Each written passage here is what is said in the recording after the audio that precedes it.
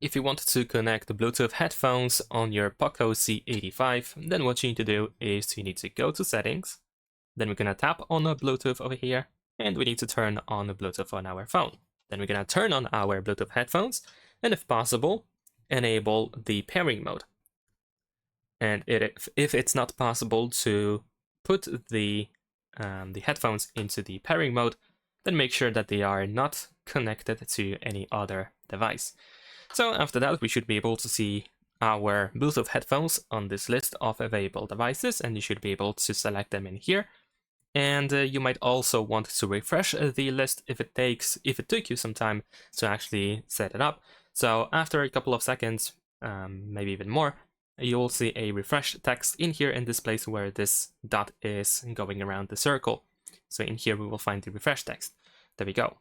So you can use it in order to refresh the list. But if you select your Bluetooth headphones, then you just have to confirm that you want to pair.